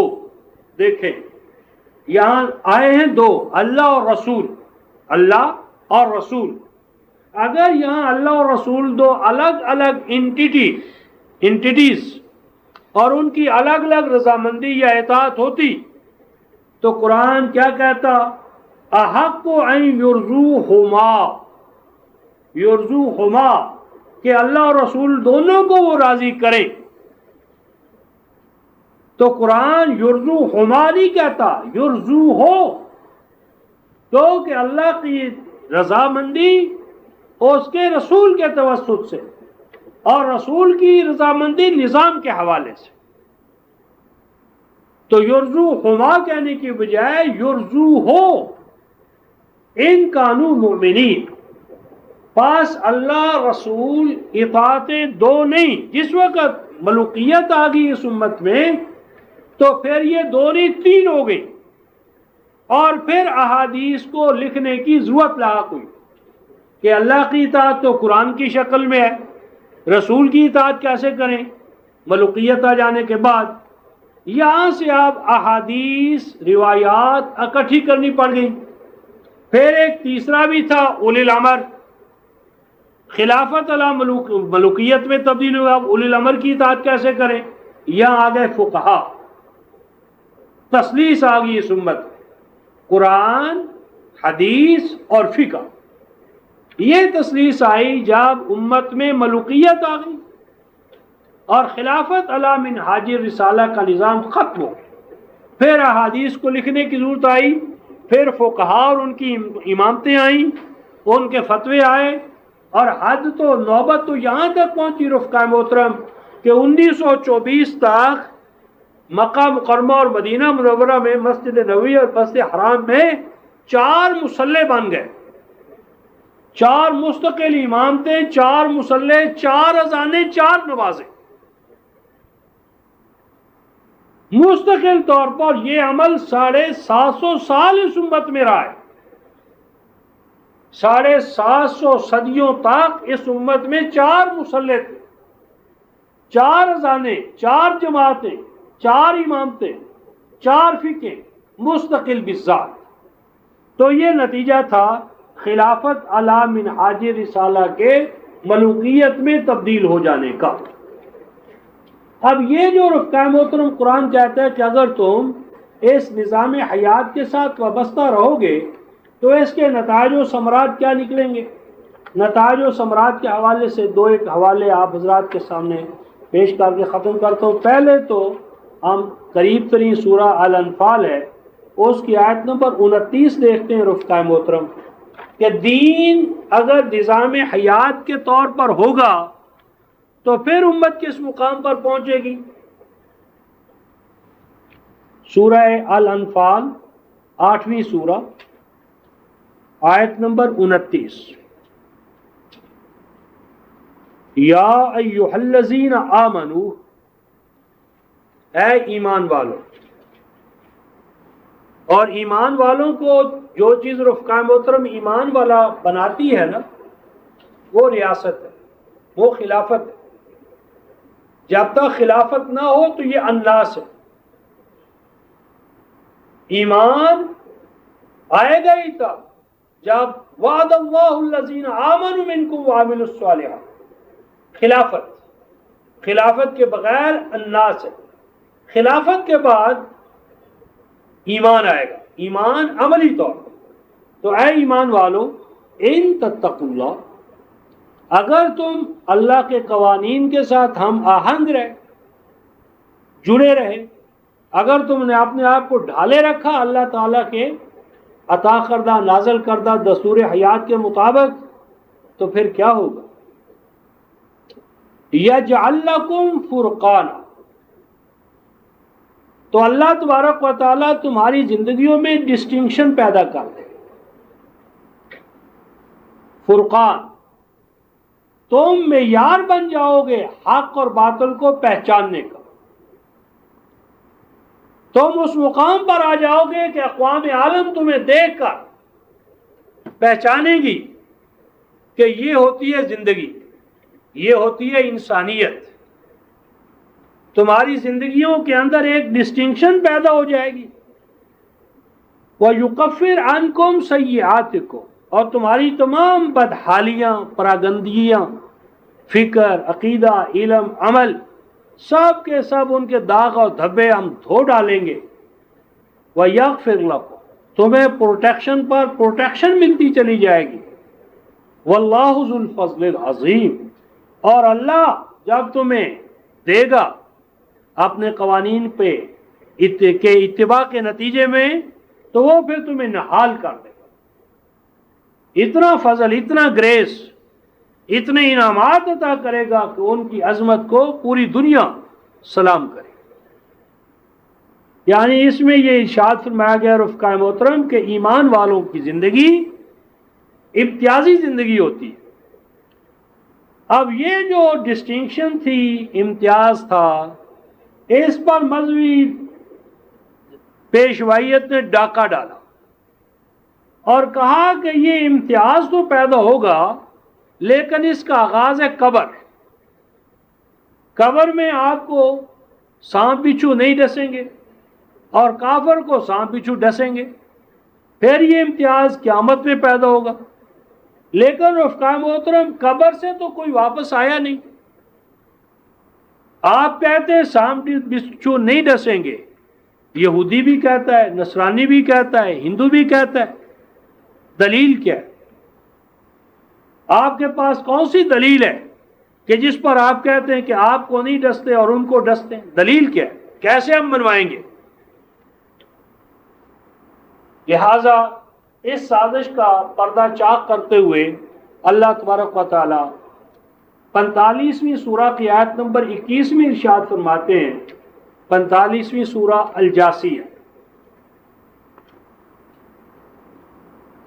45ویں سورہ آیت نمبر 21.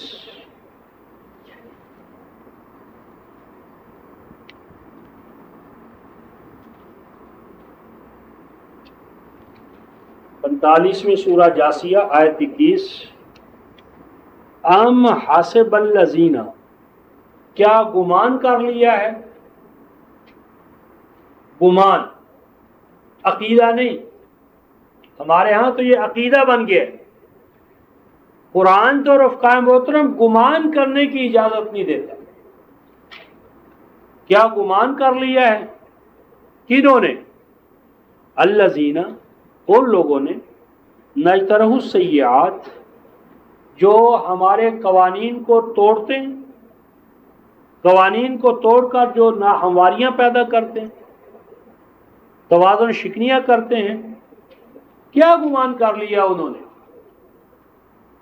ان نجعلہم کالذین آمنوا وعملوا الصالحات، کہ ہم ان کو برابر کر دیں گے، ایکول برابر کر دیں گے ان لوگوں کی طرح، ان لوگوں کے ساتھ، ان جیسا کر دیں گے جو ہمارے دستور حیات پر ایمان لائیں، قرآن پر ایمان لائیں اور ایمان لانے کے بعد صلاحیت بخش اعمال انجام دیں. تو کیا ان دونوں کو ہم یکساں کر دیں؟ کہاں؟ مرنے کے بعد؟ قبر سے شروع ہو. قرآن کہتا ہے رفقائے محترم سواء محیاہم و مماتہم ساء ما یحکمون. یہ برابری شروع ہو کہاں؟ زندگی میں. محیاہم یعنی مومن جماعت کی زندگی اور کافر جماعت کی زندگی، قرآن دونوں کے برابر ہونے کا قائل نہیں ہے، چاہے جا کے کافر کی زندگی سپیریئر ہو جائے. یعنی قرآن کا دعویٰ ہے مومن بالائے ہر بالا ترے غیرتی بر نتابت ہمسر. مومن تو اپنا ہمسر برداشت نہیں کرتا، مد مقابل اپنے جیسا. اور یہاں دعویٰ ایمان کا ہو اور ہر ضرورت کفر پوری کرے. 16:112 کی روح سے رفقائے محترم انسیکیورٹی دفاع میں ہو یا غذائی ضروریات میں، اللہ تعالیٰ نے اسے عذاب قرار دیا. 16:112 لباس الخوف والجوع بما قالوا یصنعون. جب کسی قوم پر عذاب آتا ہے ان کے اعمال بد کے نتیجے میں، ان کا دفاع ان کے ہاتھ میں نہیں رہتا اور ان کی غذائی اجناس ضروریات ان کے اپنے ہاتھ میں. تو اگر ان کا 480 کا وہ جو معاہدہ وہ ختم ہو جائے تو نہ پیٹ میں روٹی ہو نہ ہاتھ میں اسلحہ ہو. تو 16:112 کی روح سے عذاب کی دو شکلیں، روٹی میں غذائی ضروریات میں محتاجی اور دفاعی ضروریات میں محتاجی. تو قرآن کہتا ہے سواء محیاہم و مماتہم، مومنوں کی زندگی میں بھی برابر، و مماتہم مرنے کے بعد بھی برابر. فرمایا کہ تم برابر ماننا چاہتے ہو تو مان لو، لیکن سن لو ساء ما یحکمون، یہ فیصلہ خدا کی نظر میں ناپسندیدہ ہے. اللہ اس فیصلے کو نہیں مانتا، اللہ اس فیصلے کو تسلیم نہیں کرتا. کہ مومنوں کی زندگی اور کافروں کی زندگی ایک جیسی ہو جائے، اور مومنوں اور کافروں کی زندگی کے بارے میں رفقائے محترم 68 سورہ جو ہے القلم،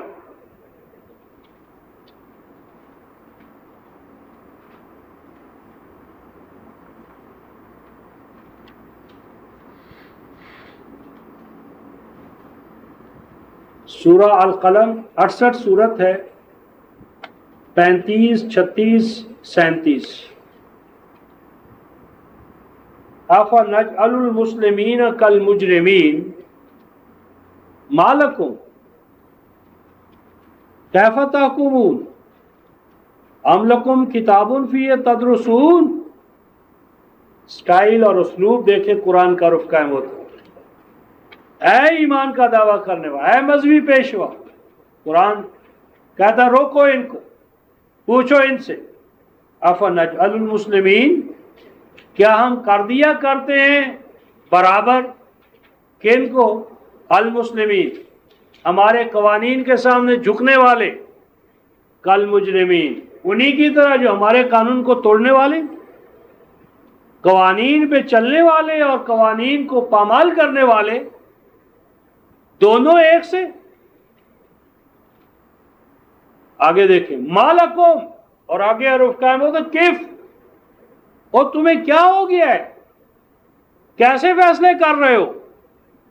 ما لکم آگے کیف، اور رک جا، کیسا غلط فیصلہ کرنے چلا ہے؟ ما لکم کیا ہو گیا ہے تمہیں؟ کیف تحکمون، کس مقام پر تمہیں پہنچا دیا، کیسے فیصلے کر رہے ہو؟ مجرمین اور مسلمین دونوں برابر، بلکہ آگے بڑھے ہوئے ہو گیا، تمہیں کیا ہو گیا، کیسے فیصلے قبول کر رہے ہو؟ آگے دیکھیں ام لکم کتاب فیہ تدرسون، کیا کوئی ہم نے تمہیں ایسی کتاب دی ہے جس میں یہ لکھا ہو اور تم اس کا درس لیتے ہو؟ اگر کوئی ایسی کتاب ہے تو اللہ اسے اپنی کتاب نہیں مانتا۔ اگر فضائل کی کتابوں میں یہ بھس بھر دیا ہے تو وہ اللہ کی کتاب نہیں ہے۔ ایسا مواد جس کتاب میں بھی ہے وہ الہی کتاب نہیں۔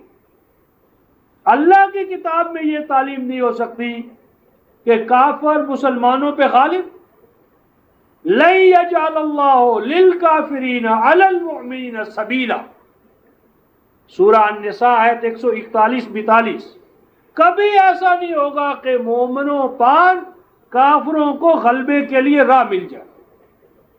لن یجعل، خدا کی خدائی ختم۔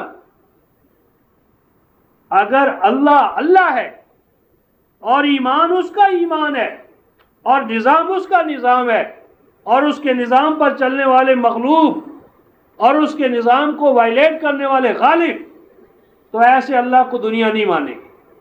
لن یجعل، اللہ نے کہا ہرگز ایسا، یعنی میری الوہیت کا تقاضا ہے کہ مومنوں پر کافر کبھی غالب، اور یہ غلبہ جو صدیوں پر چلتا چلا جائے، صدیاں اندھیری رات، تو یہ اندھیر کھاتا تم نے پیدا کیا ہے، تمہیں کیا ہو گیا ہے، کیسے فیصلے تم کر رہے ہو؟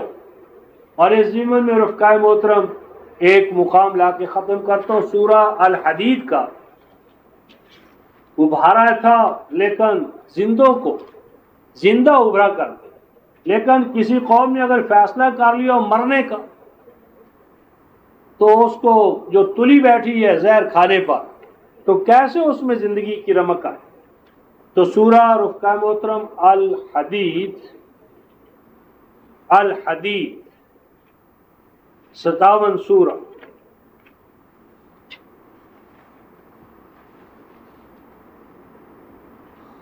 آیت 28۔ اے ایمان والو، اے میرے دستور حیات کو ماننے والے، سنو، اے ایمان والو، نتق اللہ، تم نے ایک ہی کام کرنا ہے، اپنے اندر تقوی پیدا کرو، متقیوں والے اوصاف پیدا کرو۔ مومنوں کا ایٹم بم رفقائے محترم تقوی ہے، مومنوں کا ایٹم بم قرآن ہے۔ اور پاکستان میں رفقائے محترم قرآن کا ایٹم بم غلاف اندر غلاف. تو قرآن کا ایٹم بم، قرآن کا تقوی، قرآن کا ایمان جب تک اس امت میں نہیں آئے گا رفقائے محترم، تو نبی پاک صلی اللہ علیہ وسلم کی حیات طیبہ کے جو 23 سال، 13 سال اور 10 سال، مکی اور مدنی 23 سال، تو ہم نے بھی 23 سال میں 47 سے 70 تک کیا کیا تجربہ؟ آج عیسیٰ گواہ بیٹھے. اور اب دوسرا 23واں سال، تیسرا 23واں حصہ گزرنے والا، دوسرے 23 سال بھی گزر گئے. اب ہم کیا کرنے والے ہیں؟ نقشہ اور آثار آپ کے سامنے. قرآن کہتا ہے نتقوا اللہ، تقوی پیدا کرو اپنے اندر، وآمنوا برسولہ، اور جو رسول نظام حیات تمہارے اندر لے کر آئے ہیں قرآن، اس پر صحیح معنی میں اپنے اندر ایمان پیدا کرو. پھر کیا ہوگا؟ یعطکم کفلین من رحمتہ.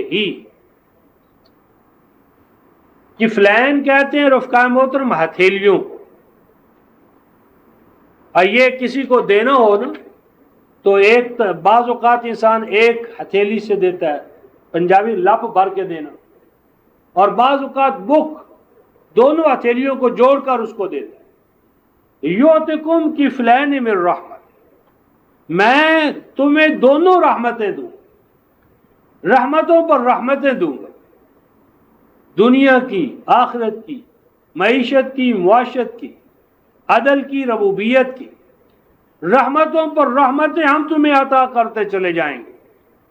اور آگے فرمایا رفقائے محترم وَيَجْعَلْ لَكُمْ نُورًا تَمْشُونَ بِهِ، جن راستوں پر تم چلو گے ان راستوں کو ہم نورانی کر دیں گے. جن جن راستوں پر تمہیں چلنا ہوگا ان راستوں کی اندھیریوں کو، تاریکیوں کو دور کرنا میرا فریضہ ہے. سورہ العنکبوت آیت نمبر 69 وَالَّذِينَ جَاهَدُوا فِينَا لَنَهْدِيَنَّهُمْ سُبُلَنَا وَإِنَّ اللَّهَ لَمَعَ الْمُحْسِنِينَ.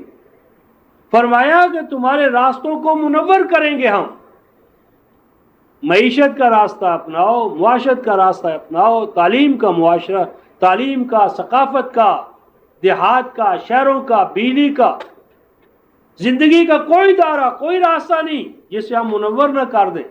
وَيَغْفِرْ لَكُمْ، ہر پروٹیکشن ہم تمہیں عطا کریں گے. وَاللَّهُ غَفُورٌ رَحِيمٌ، پروٹیکشن پر پروٹیکشن، ماں کی ماں. تو اس طرح رفقائے محترم ہم سورہ الانبیاء کی آیت 108 کہ اللہ کو ماننا دراصل اس کے عطا کردہ نظام یعنی قرآن پاک کو ماننا ہے علم اور عمل میں، اور اس کے نتیجے میں سلامتی ہے. تو اللہ تعالیٰ اس سلامتی سے ہم سب کو تعبد ہمکنار رہنے اور اس دعوت اور منادی کام کرنے کی توفیق عطا فرمائے. آخر دعوانا ان الحمد للہ رب العالمین.